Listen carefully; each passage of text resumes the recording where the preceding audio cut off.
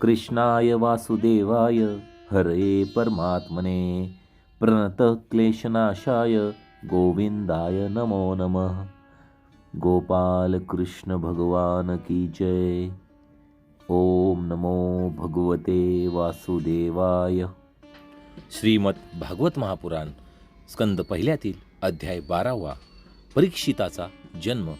शौनक पुढे म्हणाले की अश्वत्थामाने सोडलेल्या अत्यंत तेजस्वी ब्रह्मास्त्राने उत्तरेचा गर्भ नष्ट झाला होता, परंतु भगवंतांनी तो पुन्हा जिवंत केला। ज्याला शुकदेवांनी ज्ञानोपदेश केला होता त्या महाज्ञानी व महात्मा परीक्षिताचा जन्म, कर्म, मृत्यू आणि त्यानंतर त्याला जी गती प्राप्त झाली ते सर्व आपणास योग्य वाटत असेल तर आम्हा सांगावे, आम्ही मोठ्या श्रद्धेने ते ऐकू इच्छितो। त्यावर सूत म्हणाले की धर्मराज युधिष्ठिर आपल्या प्रजेला प्रसन्न ठेवीत पित्या समांतीचे पालन करीत होते। भगवान श्रीकृष्णांच्या चरणकमलांच्या सेवेमुळे ते सर्व भोगांबाबत निस्पृह झाले होते। त्यांच्याजवळ विपुल संपत्ती होती। मोठमोठे यज्ञ केल्या कारणाने त्यांच्या फलस्वरूप श्रेष्ठ लोकांचा अधिकार त्यांनी प्राप्त करून घेतला होता। त्यांच्या पत्न्या आणि बंधू त्यांना अनुकूल होते। सर्व पृथ्वीवर त्यांची सत्ता होती। जे जंबूद्वीपाचे स्वामी होते आणि त्यांची कीर्ती स्वर्गापर्यंत पोहोचली होती। हे ऋषींनो, ज्याची देवताही इच्छा करतात अशी भोग सामग्री त्यांच्या जवळ होती, परंतु भुकेल्याला अन्नाखेरीज अन्य वस्तूंची अपेक्षा नसते, त्याप्रमाणे भगवंताशिवाय अन्य कोणतीच गोष्ट त्यांना सुखी करू शकत नव्हती। शौनक महोदय, उत्तरेच्या गर्भातील तो वीर ब्रह्मास्त्रांच्या तेजाने जळू लागला तेव्हा त्याला एक ज्योतिर्मय पुरुष दिसला। तो अच्युत अंगठ्या एवढा अत्यंत शुद्ध सुंदर श्यामवर्ण विजेसारखा चमकणारा पितांबर धारण केलेला, डोक्यावर झळकणारा मुकुट घातलेला, सुंदर व लांब 4 भुजा असलेला, चमकणाऱ्या सुवर्णाची सुंदर कुंडले कानामध्ये घातलेला, लालसर डोळे असलेला होता। तो हातामध्ये कोलितासारखी जळत असलेली गदा घेऊन वारंवार ती फिरवत स्वतःच्या शिशुभोवती फिरत होता।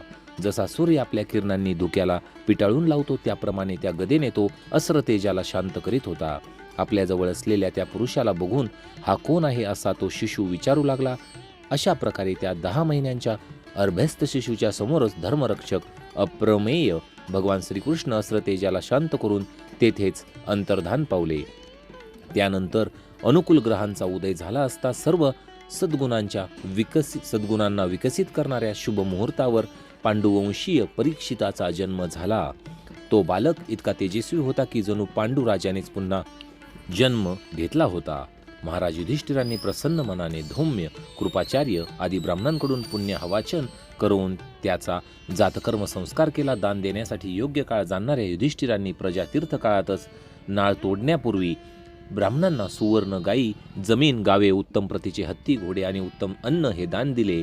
संतुष्ट होऊन ब्राह्मण त्या विनयशील युधिष्ठिरांना म्हणाले, हे पुरुवंश शिरोमणी, प्रतिकूल कालगतीमुळे हा पवित्र पुरुवंश खंडित होऊ लागला होता, परंतु तुमच्यावर कृपा करण्यासाठी भगवान विष्णूंनी हा बालक देऊन त्याचे रक्षण केले आहे, म्हणून याचे नाव विष्णुरात ठेवावे।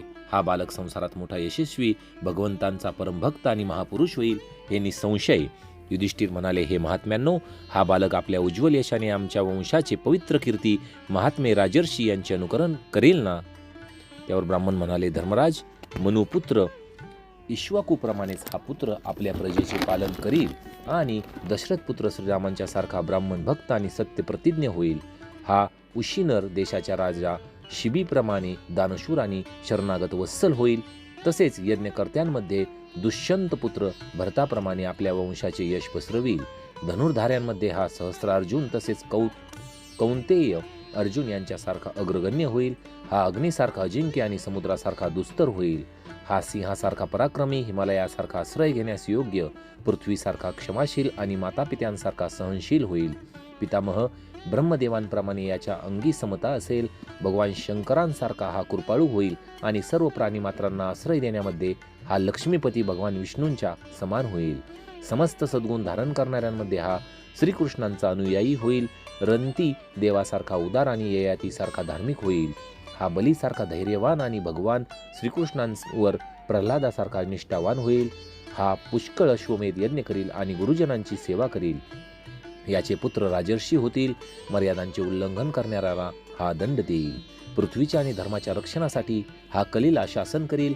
ब्राह्मण कुमाराच्या शापाने तक्षकापासून आपला मृत्यू होणार हे ऐकून हा सर्व आसक्ती सोडून देऊन भगवत चरणांना शरण जाईल।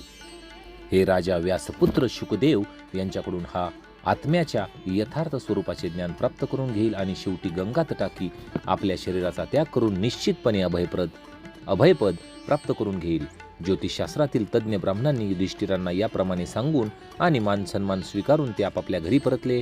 तो हा बालक पृथ्वीवर परीक्षित नावाने प्रसिद्धीला आला, कारण या श्रेष्ठ बालकाने गर्भामध्ये असताना ज्या पुरुषाचे दर्शन घेतले होते त्याचे स्मरण करीत तो लोकांची अशा रीतीने परीक्षा घेत होता की यातील कोण त्या पुरुष सारखा आहे.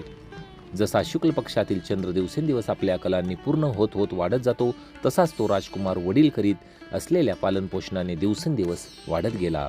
याच वेळी स्वजनांच्या वधाचे प्रायश्चित्त घेण्यासाठी म्हणून राजा युधिष्ठिरांनी अश्वमेध यज्ञ करण्याचा विचार केला, परंतु प्रजेकडून वसूल केलेला कर आणि दंड या व्यतिरिक्त अन्य धन नसल्याने ते काळजीत पडले.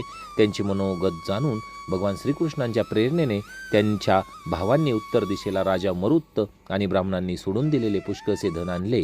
त्या धनातून यज्ञासाठी लागणारी सामग्री गोळा करून स्वजनवधामुळे भ्यालेल्या धर्मपुत्र महाराज युधिष्ठिरांनी 3 अश्वमेध यज्ञांच्या द्वारा भगवंताची पूजा केली. युधिष्ठिरांच्या आमंत्रणावरून आलेल्या भगवंतांनी ब्राह्मणांच्या द्वारा त्यांचा यज्ञ संपन्न करून आपले सदहृदय पांडव यांच्या प्रसन्नतेसाठी ते काही महिने तेथेच राहिले. अहो शौनक, यानंतर बंधूंसहित राजा युधिष्ठिरांनी द्रौपदीचा निरोप घेऊन यादवांसह भगवान अर्जुनाला बरोबर घेऊन द्वारकेला गेले. अशा प्रकारे श्रोते हो, श्रीमद भागवत महापुराणचा स्कंद पहिल्यातील अध्याय 12 इथे समाप्त झाला आहे. पुढील अध्यायात आपण पाहणार आहोत विदुराच्या उपदेशाप्रमाणे धृतराष्ट्र आणि गांधारीचे वनात जाणे. भेटूया लवकरच पुढील व्हिडिओत. ओम नमो भगवते वासुदेवाय.